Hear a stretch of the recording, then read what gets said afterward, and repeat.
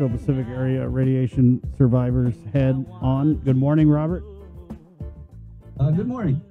Good morning, Sabrina. Good morning, Chris. Good morning, Jason. Good morning, Enrique. Good morning. So, good morning, Guam. Some big developments with the Radiation Exposure Compensation Act. I know this is something that you've been fighting for decades. And so I know I think it was last week, we got the news about Senate Bill 2798, right? Regarding, right, by Senators Mike Crapo from Idaho and New Mexico, and then the bill on the House by Representative Teresa Fernandez and the 14 co-sponsors, including Guam Delegate Michelson Nicholas. And this is pretty significant when you look at finally something that's in writing, right? That says, Guam would be included, Guam would be eligible. And maybe I'll just have you kind of break down what this all means and what exactly we're looking at with these bills. Yeah, thank you, Sabrina. The Pacific Association of Radiation Survivors, we've hooked up with a frontline community-based group with Idaho, which is Tona Henderson, and Tina Cordova, which is from New Mexico and the Navajo Nation, and Mary Dixon from Utah. And so every Thursday we meet since early this year, and we had a subcommittee hearing in the House Judiciary in March, which we were able to give testimony, but we didn't have a bill at that time. Mm-hmm. So now that we have a bill from Senator Crapo, Senator Lahan, and Congresswoman Fernandez, it took quite a negotiation to continue to have Guam in the bill. If you notice from last year, they had two organizations that were not included. And so we're happy to say that they really supported us because of the National Academies of Science report to Congress in 2005, stating that Guam is eligible to be included in the radiation exposure compensation as downwinders. This is just the beginning. We have how many months? 3 months in this year, and then until July of next year, and then the program ends. And so this amendment would extend it another 19 years. And we negotiated for Guam on 3 issues, Sabrina. Mm-hmm. And the first issue was that Guam, on the last bill on 2017-18, they had a break of 3 years. I believe it's 58, 59, 60. And what had happened is that they took it out, and only people on Guam that was on Guam for 2 years would be eligible, and those 3 years, those people won't be eligible. Also, they've given us the year from 1946. They had the break of 58, and then bring it back to 62. And so I asked them, because they came out on a legislative meeting, and they asked all the states and Guam and myself, and asked, please submit your changes that you need to be in this amendment. So I included 3 changes, and one of them was to run it concurrent, so the people within those 3 years could be eligible to receive compensation. So they did. So they ran it from 46 to 62. That's the good news. The other news is that in the last bill, you had to be on Guam for 2 years. And so I asked them if they could make it the same as the other states, 1 year, and they agreed. So Guam, you only have to be on Guam for 1 year, and that to be eligible to apply for the compensation. And ever since the bill has come out, Sabrina, people have been asking about the application, where do I apply, how can I get it? And I've been on the phone with people from California, Arizona, Texas, saying, please, we're not ready to apply. It's just an introduction of the bill. So when the bill does get passed, then we can apply to Department of Justice. So just to let the people of Guam, we're not ready for applications. And so if you do apply, it will get rejected and saying that Guam's not included yet. And so other news, a few people from the states from Guam have called in and shared. And I was surprised that they had a group in California, and one of the ladies said, we really appreciate you doing this, and we pray for you and your cancer. And I said, I don't have cancer. And so they were surprised, and I said, then what are you doing? I said, because it's the right thing to do. I've been compensated through the military and given health and benefits. So when I found this out for the people of Guam, I decided that I should share this, and the people of Guam deserve this. We're no different than Arizona, Nevada, and Utah. They've been receiving compensation since 2000, and we're eligible. So we're no different than New Mexico and Idaho, who have been left out also. And so by the grace of God, we've come this far. And I just want to say, I haven't said this on the radio, and I was asked who has helped. And I want to say that Governor Liu did go with the Western governors last 2019, and they did sign a letter to the Senate and the House. So I want to give her kudos and thank you for supporting us with the Western governors. So if she's listening, thank you, Governor. And I want to say thank you to Teresa Lai. She's been with us from the beginning, and she's done a great help for the people of Guam. And I really thank God that she's there as the speaker. And that's about it. Oh, can we talk about how to be eligible? Because you did mention 1946 to 1962. You had to at least be here, right, for 1 year. And you must have been diagnosed with cancer. So yes, they have identified certain cancers and chronic diseases, which is on the CFR. I don't have it in front of me right now. I have it. But you have to have one of those cancers and been here for 1 year, and also from 1946 to 62, you'll be eligible to apply for the compensation. And it's up to the Department of Justice to confirm or to approve the eligibility. So I just want to make sure that people of Guam know that they do have to go to adjudication with their application. Mm-hmm. And Mr. Torres, would you like to jump in on the conversation? Yes. Can you hear me? Yes, we can hear you. Okay. So thank you, Sabrina, and thank you, Chris and Jason, for putting this topic on. It's very timely, and I think thank you again, Robert.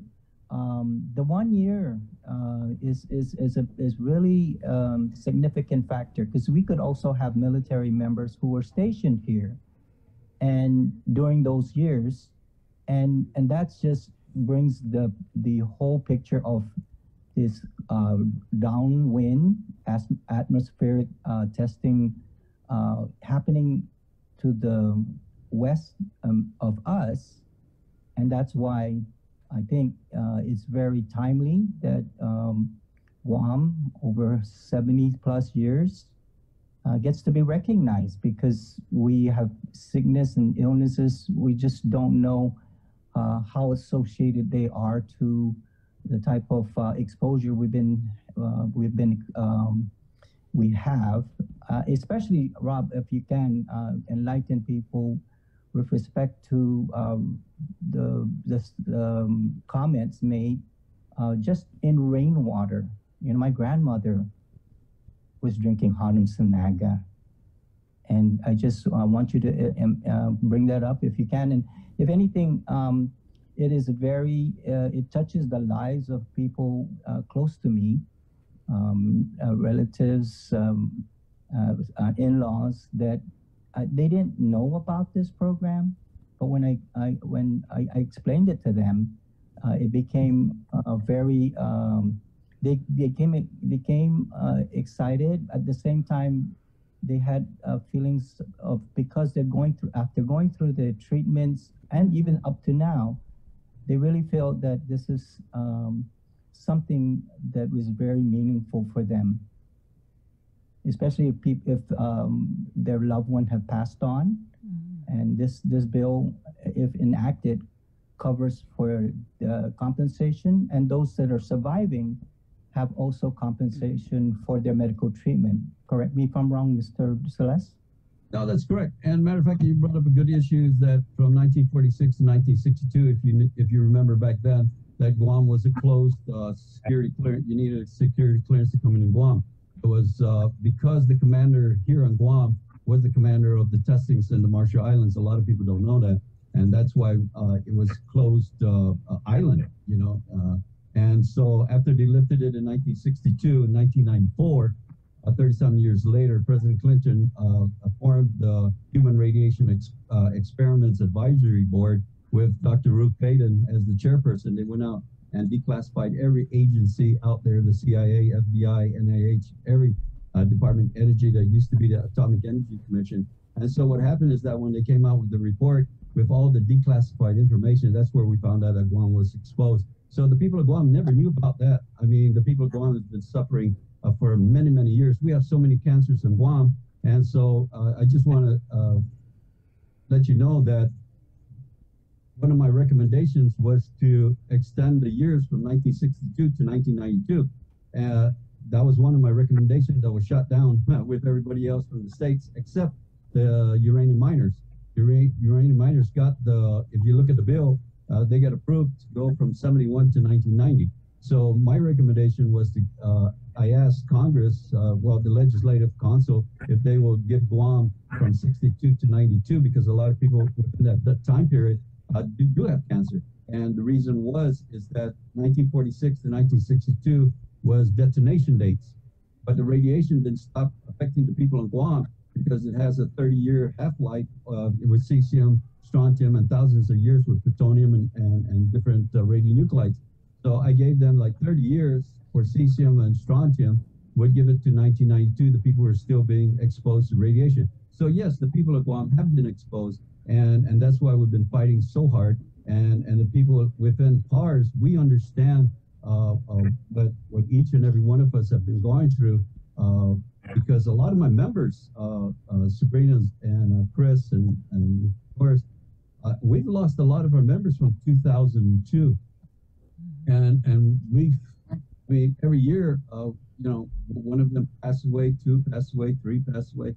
It's disheartening. However, we've got to continue to fight this fight, you know, and move forward.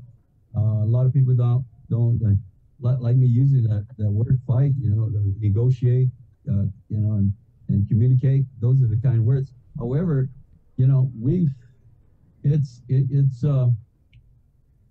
like there's light out after, you know, in this tunnel that we're in. I mean, we have to July of next year, and we are in the bill. That's the most important thing. I can't re-emphasize how many people on Guam have been affected.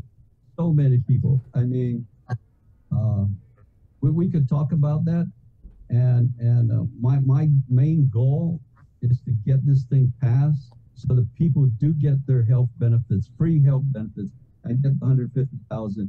That's partial restitution. That's what President Bush said when he signed it in 1990. We're giving them partial restitution. There's no way we can give them full restitution, those who were affected by downwind exposure to nuclear fallout.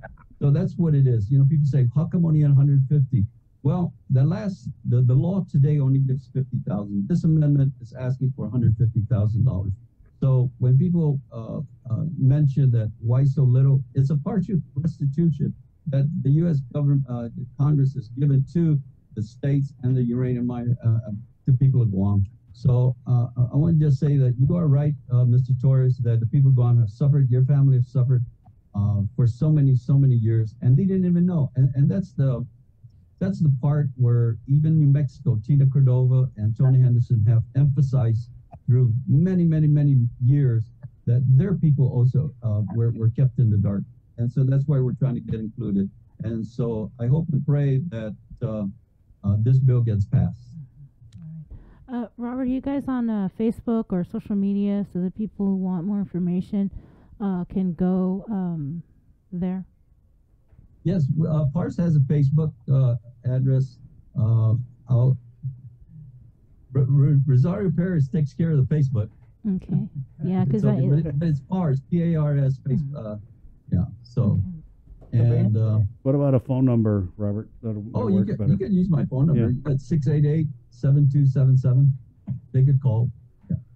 All right. I've been getting a lot of phone calls from the States. A lot of people within that time frame, 70 years old, 80 years old. Man, I tell you what, I love explaining it to them because they're still alive today, and they say, well, we hope they pass it before they pass. Yeah. Yeah. Thank you, Robert. Yeah. Very insightful. Oh, you're Mr. welcome. Mr. Torres, thank you for coming on this morning. You're welcome. Okay, God bless you guys. And I like Okay, it when God bless you. when Thanks, you Rita. say Thanks, fight, Chris. God Robert. bless you. I'm not really for the nicer words. I like the word fight. It fits you. And Yeah, it's been something he's been I fighting think you're for. running for Yeah. senator, right, Chris? No, oh God, serious. No. Thanks a lot, Thank Robert. you. And Okay. I'm sure Okay, we'll God be in bless touch. Yeah, that's the Mr. Torres. 9:56. Good morning. This is the Link, Pacific Points, Cabo Enterprises, ITD, and Jack in the Box.